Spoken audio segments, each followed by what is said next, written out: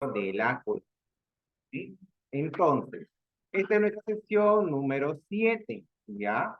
Y en este caso vamos a un poquito a revisar cómo se desarrolló el sistema económico durante la colonia, ¿ya?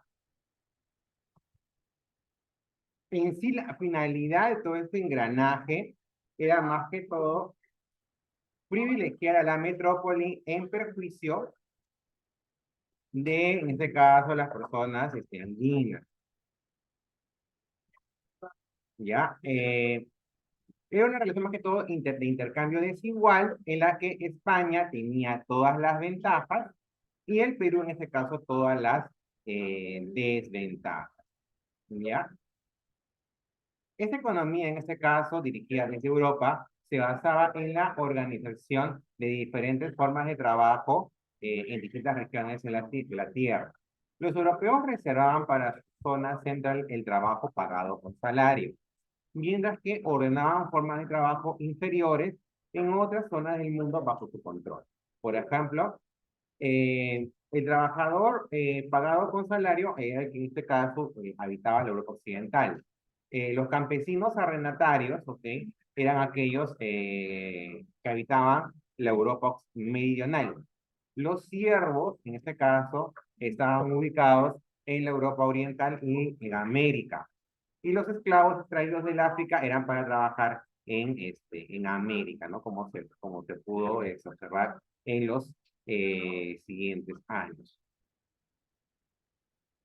Pero esto significa, en este caso, que los trabajadores del Perú, ya sean negros esclavizados o indios sujetos a servidumbre, formaban parte del cuadro universal del trabajo junto con los campesinos servilizados de la Europa central y oriental, es decir, más o menos la zona de Polonia, de Checoslovaquia, ¿no? Entonces, cuando hablamos de la Europa occidental, hablamos del conjunto de los países actuales de Alemania, Holanda, los Países Bajos, ¿no? Francia. Y cuando hablamos de Europa oriental, ¿no? Hablamos los que están después de Alemania, ¿no? Polonia, Bulgaria, lo que ahora son, en este caso, las repúblicas exyugoslavas, ¿no? Croacia, entre otros.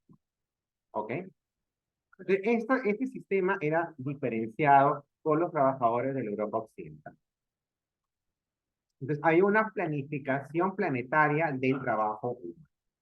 Entonces, en todo el continente americano fue reordenado en función a las necesidades económicas de Europa. En el caso de la América española y portuguesa, se distinguen tres grupos de colonias. Las colonias de exportación agrícola templada, que es ubicada más que todo en Argentina y Uruguay. Las colonias de exportación agrícola tropical, como Brasil, Ecuador, el Caribe, algunas regiones de México, Venezuela y Colombia, y las colonias de exportación minera ubicadas en México, Perú, Chile, Bolivia. El Perú pertenecía en este caso al grupo de exportadores mineros y en función del sector minero fueron organizados los restantes sectores de la economía colonial. La minería fue subsidiada por los otros sectores, sobre todo por los campesinos indígenas, ¿no? Entonces, entre los sectores de la economía fueron el sector primario, donde estaba la agricultura, la minería, ganadería, la pesca. En el sector secundario, las manufacturas. En el sector terciario, los servicios, el comercio. También se puede añadir en este caso al sector fiscal. Entre las características generales de la economía colonial, eh, aquí, por ejemplo, se produjo una serie de alteraciones importantes en la vida de la población andina. Se introdujeron elementos como el uso de la moneda y el pago del salario. A la vez intercambiaron, en este caso, otros sistemas económicos como el intercambio, el comercio, el mercado o el tributo. Al implantarse el nuevo sistema económico, se produjo el cambio de una economía de subsistencia, basada en la agricultura, a una economía dependiente, basada en la minería. Pero de agricultura pasa a minería. Asimismo, principios como la reciprocidad y la redistribución que regían la economía andina se vieron afectados. Se mantuvo, pero con algunas variaciones.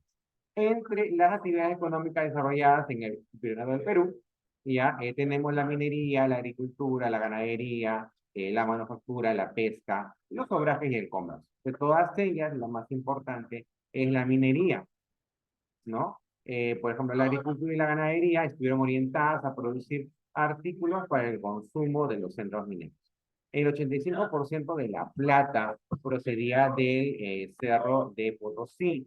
Esta villa, gracias a sus minas, tuvo un aumento de población espectacular. De 4.000 habitantes en el 1555, pasó a 120.000 habitantes en el año 1222 y a 160.000 en el año 1650. El mercurio de Huancavelica que se requería para extraer la plata por el procedimiento de amalgama se transportaba a Potosí por dos rutas, por el camino andino Huancavelica, Huamanga, Cusco y Potosí a lo largo de 1.200 kilómetros, o por la ruta de Huancavelica, Pisco, Arica, Potosí, por parte en tierra y parte de esto eh, en barco. ¿Ok?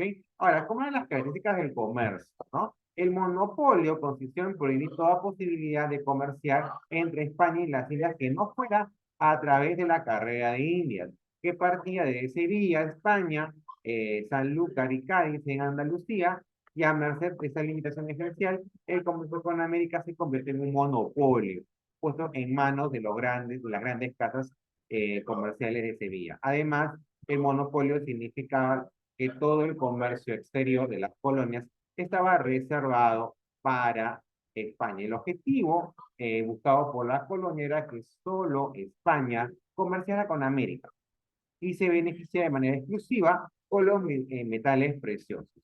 Que la flota de galones de la América, en este caso duró solamente apenas unos 3 siglos. O sea, ¿por qué? Porque después otras colonias, en este caso, intentaron, o mejor dicho, otras coronas, la inglesa, la de Países Bajos, intentaron en este caso, eh, igual comercial a pesar de la prohibición, y esto se dio efectivo posteriormente.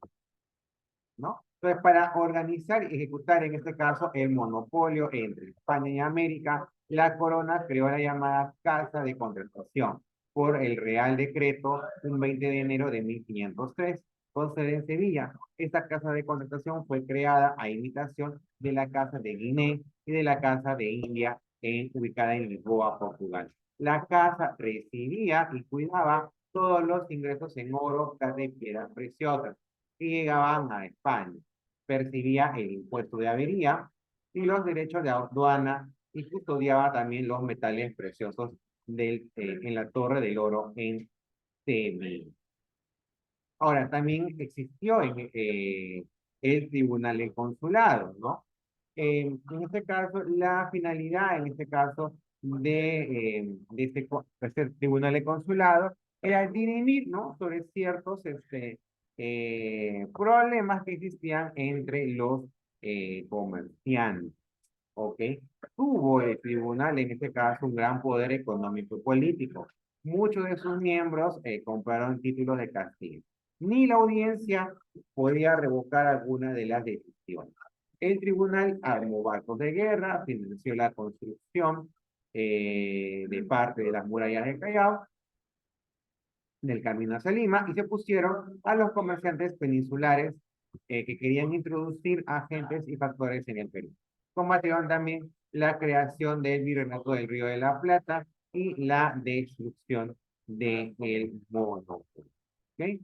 Entonces, posteriormente a la Guerra de Sucesión de España, que terminó en el año de 1813 con el Tratado de Utrecht, en el cual se le concedió a Inglaterra el derecho legal ya de introducir mercaderías en las colonias españolas mediante el navío de permiso, y de esta manera se pudo romper el monopolio.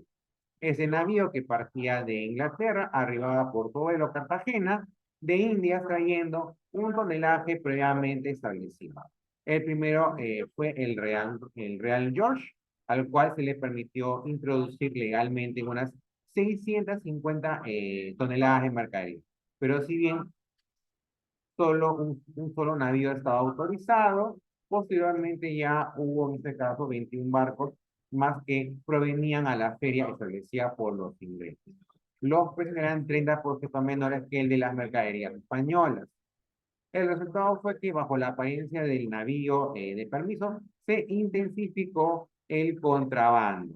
Contrabando es en este caso el comercio de bienes que no están pagando de otras colonias, o mejor dicho, de otras latitudes, sin en este caso pagar los impuestos respectivos al, en este caso, virreino. ¿Ok? Entonces, aquí vemos una parte sobre todo de las características principales, ¿no? Aquí en el país, en este caso, rigió una economía basada en la minería, ¿no? En productos extractivos, lo cual en este caso se mantiene hasta la fecha, ¿no? Pues digo, en la base, ¿no?